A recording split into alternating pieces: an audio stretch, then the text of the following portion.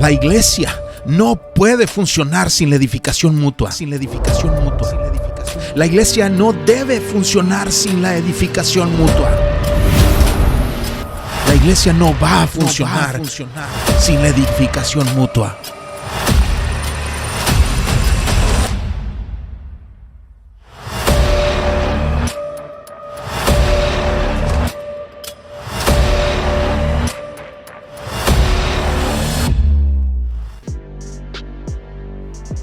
Comienza formalmente la serie. Vamos a estudiar los libros de Esdras y de Nehemías porque tenemos una tarea similar, la de construir. En algunos casos vamos a construir desde el cimiento, en otros desde el escombro y en algunos quizás solo se trate de reparar o de fortalecer, pero hoy voy a mencionarles algo del contenido bíblico que más me inquieta. En el Concilio de Nicea, cuando la historia de la iglesia cambió exponencialmente en muchos sentidos, se discutió entre otras cosas si los creyentes debían o no seguir el calendario hebreo en el festejo de la Pascua o imponer el formato diseñado por el emperador que trajera, entre comillas, estabilidad social al sincretizar varias festividades de diferentes religiones. Así fue que las fechas de nuestra Semana Santa y de la Pascua bíblica existieron cada una por su lado, aunque a veces coinciden, pero en otras no, como en este año, que hay varias semanas entre sí. Pero un emperador pagano, poderoso y una curia eclesial que se dejó seducir por los favores del imperio de Constantino comenzaron una mentira. Nos engañaron, contándonos que en el año 312, antes de la victoria militar que llevó a Constantino al poder supremo en la llamada la Batalla del Puente Milvio, Constantino supuestamente tuvo una revelación de la cruz y que Dios le comunicó la frase "in hoc signo vences", con este símbolo vencerás o en este símbolo vencerás, y que Constantino se convirtió ante la imagen de la cruz y que ordenó a sus soldados vestir con una cruz sobre su pecho y que así obtuvo la victoria. Pero Constantino no se convirtió. Esa fue una historia fabricada. Su legado lo hace evidente. Estuve en Roma. Fui al Coliseo, donde murieron muchos de nuestros hermanos por Cristo, y me paré bajo el arco de Constantino, que construyó 3 años después de aquella batalla del Puente Milvio, para conmemorarla. 3 años después de su supuesta revelación de la cruz. En el 315, cuando lo construyó, supuestamente ya era cristiano. Pero el arco no hace ninguna mención a la cruz ni a Cristo. La única leyenda relacionada con algo divino está hasta el 3er renglón y dice Instinctu Divinitatis, que significa inspirado por la divinidad. Claro, no dice cuál divinidad, pero además luego agrega y por la grandeza de su mente. La fachada de ese arco que da hacia esta parte del mundo tiene un relieve de su Dios, y no es otro que el Solis Invicti, el invencible dios sol romano, el dios griego Helios, que va montando en un carruaje que es conducido por Lucifer. Y en la fachada hacia el este aparece un grabado en honor a Selene, la diosa luna, que camina seductoramente hacia un hombre. Esos grabados están en el arco de Constantino, que supuestamente era cristiano. Ahora, ¿ves que sostiene una cruz y que ocupa un lugar preeminente en la imagen al centro de los obispos? ¿Ves que es el único cuyas manos están por encima del documento del concilio? Es porque ese hombre pagano e inmoral fue el primer pontífice máximo de la iglesia. Él se autonombró así, tomó un título pagano y lo incorporó a la vida de la iglesia, y así hizo la convocatoria al primer concilio ecuménico de la historia y lo firmó como pontífice máximo. Por eso el año 325, el año de ese concilio, es a partir de cuando leo la historia de la iglesia con mucha suspicacia. Antes de eso, los obispos y los creyentes morían por su fe y se reunían en cuevas. Después de eso, los templos paganos, con sus construcciones hermosas pero llenas de simbologías perversas, les fueron entregados a los obispos lacayos de Constantino, y de repente ya no estábamos en catacumbas oscuras, sino en templos hermosos y céntricos. La historia oficial de ese concilio nos vende el evento como algo glorioso, pero en su momento, la mayoría de los obispos de las iglesias del Señor desobedecieron la convocatoria del emperador, arriesgando así su vida, pero estimando más valioso su deber espiritual. De los cerca de 1,800 obispos convocados, solo asistieron entre 250 y 300, según diferentes historiadores que asistieron. Luego el número 318 se hizo el oficial solo para darle cierta simbología que le diera carácter de éxito al evento. Éxito, un evento donde vinieron 300 de 1,800. Pero el número oficial de 318 asistentes era porque ese número en griego se escribiría así, TIH. La T era por la cruz y el IH son las iniciales en griego de Jesús, Cristo. Y así se corrió la voz que aunque la mayoría de los obispos faltó, Cristo crucificado sí estuvo ahí en una manera mística, representado en los obispos que sí asistieron al concilio.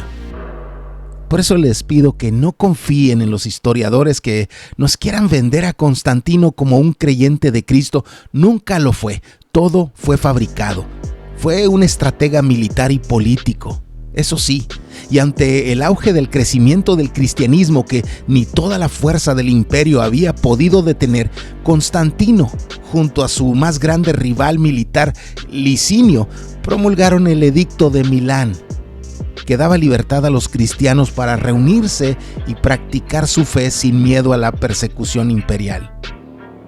Pero lo que algunos historiadores quieren ocultar es que 2 años antes del Edicto de Milán, el entonces emperador Galerio, junto a Constantino y Licinio, firmaron en lo que hoy es la capital de Bulgaria el Edictum Tolerationes Galeri, el Edicto de Tolerancia de Galerio, que hasta antes de eso había sido un cruel perseguidor del cristianismo y terminó frustrado al no poder detener a la iglesia. Y como para los emperadores, como ahora para los políticos, lo más importante no es la historia, sino cómo se cuenta, creó ese documento en el que él decretaba que había pena de muerte para quien persiguiera a los creyentes. Se quiso poner del lado de lo fuerte, de lo que no podían detener. Pero el imperio vivía agitado, con muchos emperadores al mismo tiempo, reclamándose el trono, y así fue que Constantino llegó al poder, derrotando a quienes se opusieron en su camino, y llegó al trono supremo, dice él, como ya lo dije antes, inspirado por la divinidad y por la grandeza de su mente. Pero la frase en latín también puede usarse en el sentido de hablar de la grandeza de su mente, que también era divina. Pero la arqueología da el veredicto final, porque el mismo año en que convocó al Concilio de Nicea, el mismo año en que se autonombró pontífice máximo de la Iglesia, se acuñaron monedas por Constantino en las que en una cara se honra al emperador y en la otra se honra a su dios Sol. El mismo año del Concilio de Nicea. Y fue por influencia de él que la adoración al sol y la adoración a nuestro Señor se fusionaron en un mismo culto, y el paganismo de repente ya estaba en nuestros altares, disfrazado de nuestro Señor, y desde la era de ese personaje, la iglesia se llenó de basura pagana, disfrazada de ropaje cristiano.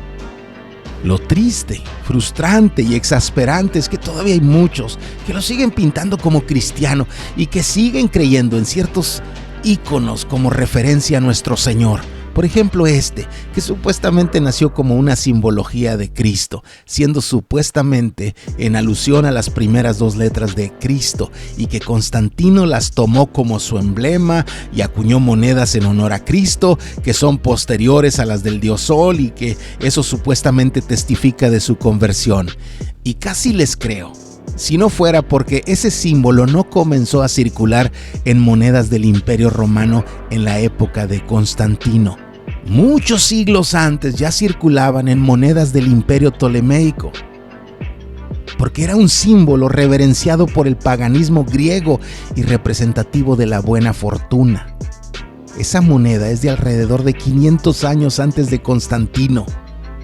Incluso los escribas griegos usaban el símbolo en el margen de algún escrito que consideraban especialmente significativo o relevante. Te digo esto, no aceptes la idea de que Constantino fue cristiano.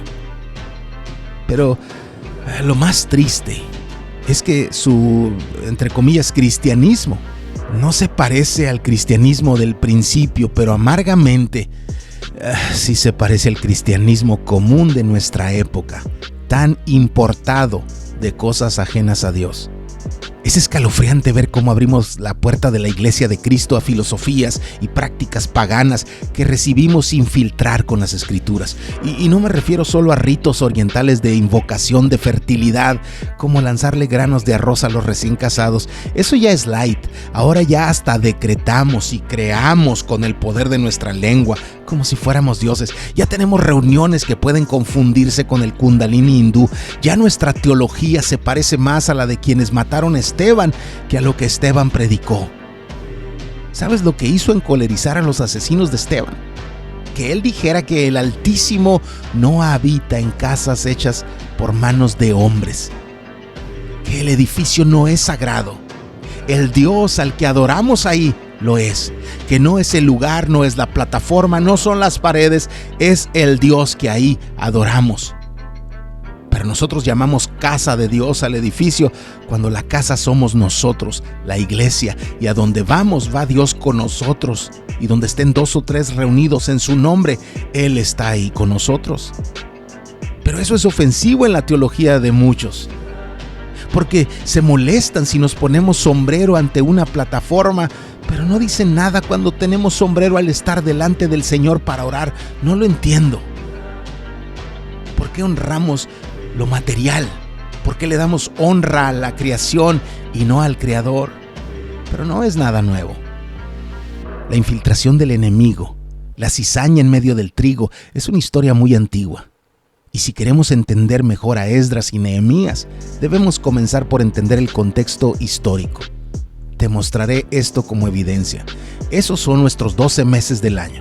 El 1 es nuestro enero, el 12 es nuestro diciembre. Pero el calendario hebreo no coincide con el nuestro. Cada color ahí es un mes en el calendario hebreo. Y si te fijas, los meses del calendario hebreo comienzan a mediados de uno de nuestros meses y terminan a mediados del siguiente de nuestros meses. Y antes de que se vaya tu mente, te digo que no pretendo defender la idea de cambiar nuestro calendario. No lo hago para eso. Lo hago para que contrastemos algunas cosas que a mí me dan escalofríos. El calendario de las civilizaciones más antiguas comenzaba con las lluvias de otoño, que la Biblia llama lluvias tempranas. Para esas civilizaciones que giraban en torno a la agricultura, las primeras lluvias marcaban el comienzo del año fértil. Así comenzaba el ciclo anual en Egipto, en Babilonia, en Sumeria.